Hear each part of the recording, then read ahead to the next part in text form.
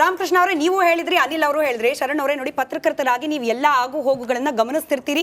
ರಾಜಕೀಯ ಹೇಳಿಕೆಗಳು ಧರ್ಮದ ವಿಚಾರದಲ್ಲಿ ಯಾರು ಯಾವ ಸಂದರ್ಭದಲ್ಲಿ ಹೇಳ್ತಾರೆ, ಯಾವ ರೀತಿ ಬೆನಿಫಿಟ್ ಅನ್ನ ಕ್ಯಾಲ್ಕುಲೇಟ್ ಮಾಡ್ಕೊಂಡು ನಿಮಗೆ ಗೊತ್ತಿದೆ ಚೆನ್ನಾಗಿ.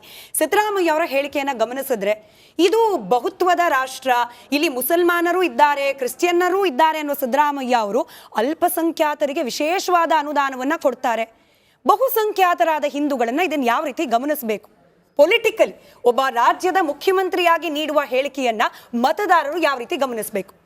ಧನ್ಯವಾದಗಳು ಸ್ಮಿತಾ ಅವರೇ. ಎರಡು ವಿಷಯನ ನಾನು ನಿಮ್ಮ ಮುಂದೆ ಇಡಬೇಕು. ಒಂದು, ಇಲ್ಲಿ ಪೇಜಾವರ ಮಠ ಸ್ವಾಮಿಗಳ ಹೆಸರು ಹೇಳಿದ್ದಾರೆ ಮತ್ತೆ. ನೀವು ಆ್ಯಕ್ಚುಲಿ ಲಿಟ್ರೇಚರ್ನ ಓದಿದ್ರೆ ಒಂದು 20-30 ವರ್ಷದ ಮುಂಚೆ ರಾಮ ಮಂದಿರ ಮೂವ್ಮೆಂಟ್ ಯಾವಾಗ ನಡೀತು, ಅದ್ವಾನಿ ಅವರು ಮತ್ತು ವಾಜಪೇಯಿ ಅವರು ಫುಲ್ ರಥಯಾತ್ರೆ ಮಾಡಿದ್ರಲ್ಲ, ಅವಾಗ ಒಂದು ಆನಂದ್ ಪಟ್ವರ್ಧನ್ ಅವರು ರಾಮ್ ಕೆ ನಾಮ್ ಅಂತ ಒಂದು ಡಾಕ್ಯುಮೆಂಟ್ರಿ ಡೈರೆಕ್ಟ್ ಮಾಡಿದರು. ಆ ಡಾಕ್ಯುಮೆಂಟ್ರಿಯಲ್ಲಿ ಇಂಥವ್ರನ್ನೂ ಎಲ್ಲ ಇಂಟರ್ವ್ಯೂ ಮಾಡಿದರು. ಅದರಲ್ಲಿ ನೋಡಿದ್ರೆ ಇವರು ಇವತ್ತು ನೆನ್ನೆ ಬಂದುಬಿಟ್ಟು ರಾಮ ಮಂದಿರಕ್ಕೆ ಮಾತಾಡಿಲ್ಲ. ಇದು ಸುಮಾರು 45-50 ವರ್ಷಗಳಿಂದ ಮಠಾಧೀಶ್ವರರು ಕಂಟಿನ್ಯೂಸ್ ಆಗಿ ಮಾತಾಡ್ತಾ ಇದ್ದಾರೆ. ಅದು ಮಠಾಧೀಶ್ವರರು ಮಾತ್ರ ಅಲ್ಲ, ಸಾಮಾನ್ಯ ನಾಗರಿಕರು ಆಗಲಿ, ಹಿಂದೂಗಳಾಗಲಿ, ಹಿಂದೂ ಸಂಸ್ಥೆಗಳಾಗಲಿ ಎಲ್ಲರೂ ಮಾತಾಡ್ಕೊಂಡು ಬಂದಿದ್ದಾರೆ. ಇವಾಗ ಮಂದಿರ ಇನ್ನೇನು ಇನಾಗ್ರೇಟ್ ಆಗೋ ಟೈಮ್ ಬಂದಿದೆ ಅಲ್ಲ, ಅದಕ್ಕೆ ಮೋಸ್ಟ್ಲಿ ಅದು ಟಿ ವಿಯಲ್ಲಿ ಸ್ವಲ್ಪ ಆ್ಯಂಪ್ಲಿಫೈ ಆಗಿ ಎಲ್ಲರೂ ನ್ಯೂಸ್ ಕವರೇಜ್ ಜಾಸ್ತಿ ಆಗ್ತಾ ಇದೆ. ಅದಕ್ಕೆ ಕಾಂಗ್ರೆಸ್ ಪಕ್ಷಕ್ಕೆ ಸ್ವಲ್ಪ ತೊಂದರೆ ಅವರಿಗೆ ತಲುಪ್ಬೋದು. ಎರಡನೇದು, ಕಾಂಗ್ರೆಸ್ ಅವರು ಇವಾಗ ಸಿದ್ದರಾಮಯ್ಯ ಅವರು ಫಸ್ಟ್ ಟೈಮ್ ಅಲ್ಲ ಚೀಫ್ ಮಿನಿಸ್ಟರ್ ಆಗ್ತಾ ಇರೋದು, 2ನೇ ಬಾರಿ ಮುಖ್ಯಮಂತ್ರಿಗಳಾಗ್ತಾ ಇರೋದು. ಮೊದಲನೇ ಬಾರಿ ಆದಾಗ ಇವಾಗ ನೋಡಿ, ಬಂದಿದ ತಕ್ಷಣ ಪವರ್ಗೆ ಆಂಟಿ ಕನ್ವರ್ಷನ್ ಲಾನ ಅಪೋಸ್ ಮಾಡಿದ್ರು, ಮತ್ತೆ ಗೌಹತ್ಯೆನ ಬ್ಯಾನ್ ಅದನ್ನ ಅಪೋಸ್ ಮಾಡೋಕ್ಕೆ ಪ್ರಯತ್ನ ಪಟ್ಟರು, ಬಟ್ ಅದಕ್ಕೂ ಇದು ಮಾಡಿದ್ರು. ಹೋಗ್ಲಿ, ಇದೆಲ್ಲ ಆಗಿಲ್ಲ. ಕಾಂಗ್ರೆಸ್ ಪಕ್ಷಕ್ಕೂ ಒಂದು ರಿಯಲೈಸೇಷನ್ ಬಂತು. At some point they realised ನಾವು ತುಂಬ ಆ್ಯಂಟಿ ಹಿಂದೂ ಇಮೇಜ್ ತೊಗೊಂಡು ಮುಂದೆ ಹೋಗ್ತಾ ಇದ್ದೀವಿ, ಇದು ಎಲೆಕ್ಷನಲ್ಲಿ ನಮಗೆ ಅದು ಪ್ರತಿಫಲ ನೀಡಲ್ಲ ಅಂತ. ಸೊ ಅದಕ್ಕೆ ಏನು ಮಾಡಿದ್ರು, MP ಯಲ್ಲಿ ಜೈ ಬಜರಂಗ್ ಬಲಿ ಅಂತ ಫುಲ್ ಚಾಂಟಿಂಗ್ ಮಾಡಿದ್ರು. ಇವಾಗ ಜೈ ಆಂಜನೇಯ, ಜೈ ಬಜರಂಗ್ ಬಲಿ ಅಂತ ಇವರು ಇಷ್ಟೆಲ್ಲ ಮಾಡಿದ್ರಲ್ಲ. 20 ವರ್ಷ ಆ್ಯಂಟಿ ಇನ್ಕಂಬೆನ್ಸಿ ಇದ್ದಿದ್ದು ಶಿವರಾಜ್ ಸಿಂಗ್ ಚೌಹಾನ್ BJP ಗೌರ್ಮೆಂಟಲ್ಲಿ 20 ವರ್ಷ ಆದಮೇಲೂ ಕೂಡ ನೀವು ಒಂದು ಎಲೆಕ್ಷನಲ್ಲಿ ಅಷ್ಟು ಹೀನವಾಗಿ ನೀವು ಸೋತಿದ್ದೀರಾ ಅಂದರೆ, ಜೈ ಬಜರಂಗ್ ಬಲಿ ಹೆಸರು ಹೇಳ್ಕೊಂಡು ನಿಮ್ಮ ಪಾಲಿಸಿ ಏನು ಅದನ್ನು ಕ್ಲಾರಿಟಿ ಕೊಡಿ.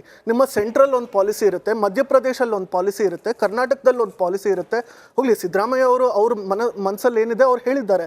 But Congress as a party ಏನು ಪಾಲಿಸಿ ನಿಮಗೆ? Are you pro Hindu, are you anti Hindu, are you pro Hanuman, what are you? Make it clear ಅನ್ನೋದು ನನ್ನೊಂದು. ರಾಮಕೃಷ್ಣ ಅವರು ಹೇಳಿ. ಇವರು ಪತ್ರಕರ್ತರು ಹೇಳಿದ್ರು ಕಾಂಗ್ರೆಸ್ ಪಾರ್ಟಿಯ ನಿಲುವೇನು ಅಂತೇಳಿ. ಹೌದು, ನಮ್ಮ ನಿಲುವು ಸಂವಿಧಾನ ಏನು ಹೇಳುತ್ತೆ, ಸಂವಿಧಾನದ ಕಾಯ್ದೆಗಳು ಏನು ಹೇಳುತ್ತೆ, ಸಂವಿಧಾನದಡಿಯಲ್ಲಿ ಬರ್ತಕ್ಕಂಥ ಬುದ್ಧರು, ಮುಸ್ಲಿಮರು, ದಲಿತರು, ಜೈನರು, ವನವಾಸಿಗಳು, ಅರ್ಥ ಆಗ್ತಿದ್ಯಾ?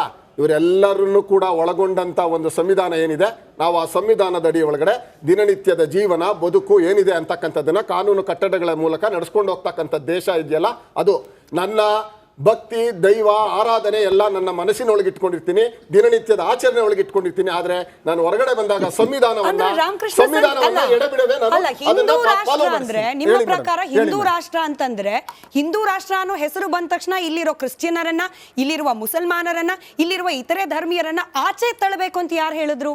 ನಿಮ್ಗೆ ಅದ್ರ ಅವಶ್ಯಕತೆ ಬೇರೆ ಇಸ್ಲಾಂ ಅಲ್ಲ ಮುಸ್ಲಿಂ ರಾಷ್ಟ್ರಗಳು ಅಂತ ಇರೋ ಕಡೆಯಲ್ಲಿ ಹಂಗೆ ಮಾಡಿದ್ದಾರೆ. ಮೇಡಮ್ ಅವ್ರಿಗೆ ಹೇಳ್ಬೇಕಾಯ್ತು. ಹಿಂದೂ ಮುಸ್ಲಿಂ ರಾಷ್ಟ್ರಗಳಲ್ಲಿ ಏನಾಗಿದೆ ಅಂದ್ರೆ, ಅವರ ಸಂವಿಧಾನ ಇರ್ತಕ್ಕಂಥದ್ದು ಮುಸ್ಲಿಂ ಒಂದ್ ನಿಮಿಷ ಅದನ್ನೇ ಹೇಳ್ತಾ ಇರೋದು. ಅವ್ರು ಏನು ಅಳವಡಿಸ್ಕೊಂಡಿದ್ದಾರೆ ಅದು ಹೇಳ್ತೀನಿ. ಮುಸ್ಲಿಂ ಫಂಡಮೆಂಟಲ್ ಕಂಟ್ರಿ ಅಂತ ಹಾಕೊಂಡಿದ್ದಾರೆ. ಅಲ್ಲಿ ಹಾಕೊಳ್ಳೋದಾಗ್ಲೇ ಆ ದೇಶವನ್ನ ರಚನೆ ಮಾಡಬೇಕಾದ್ರೆ ಅವರು ಈ ಮುಸ್ಲಿಂ ಫಂಡಮೆಂಟಲ್ ಕಂಟ್ರಿ ಅಂತಾನೆ ಮಾಡ್ಕೊಂಡಿರ್ತಕ್ಕಂಥದ್ದು. ಹಾಗಾಗಿ ಆ ದೇಶಗಳಿಗೆ ಉದಾಹರಣೆ ಕೊಟ್ಕೊಂಡು ನಮ್ಗೆ ಇಟ್ಕೋಬಿಡಿ. ನಮ್ಗೆ ಅಮೆರಿಕ ತೋಳಿ, ಇದು ಆಸ್ಟ್ರೇಲಿಯಾ ತೋಳಿ, ಯುರೋಪ್ ಕಂಟ್ರಿಗಳು ತೋಳಿ, ಮತ್ತೊಂದು ತೋಳಿ, ಎಲ್ಲರೂ ಇದೀವಿ. ಅಲ್ಲೂ ದೇವಸ್ಥಾನ ಕಟ್ತಾ ಇದೀವಿ, ದೇವರ ಪೂಜೆ ಮಾಡ್ತೀವಿ, ಅಲ್ಲಿ ವ್ಯಾಪಾರ ಮಾಡ್ತೀವಿ, ವಹಿವಾಟು ಮಾಡ್ತೀವಿ. ಇಡೀ ದೇಶ, ಇಡೀ ಪ್ರಪಂಚದಲ್ಲಿ ನಮ್ಮ ಸಂವಿಧಾನವನ್ನ ಅತ್ಯುತ್ತಮ ಸಂವಿಧಾನ ಇಟ್ಕೊಂಡಿರ್ಬೇಕಾದ್ರೆ ನೀವು ಮಧ್ಯದಲ್ಲಿ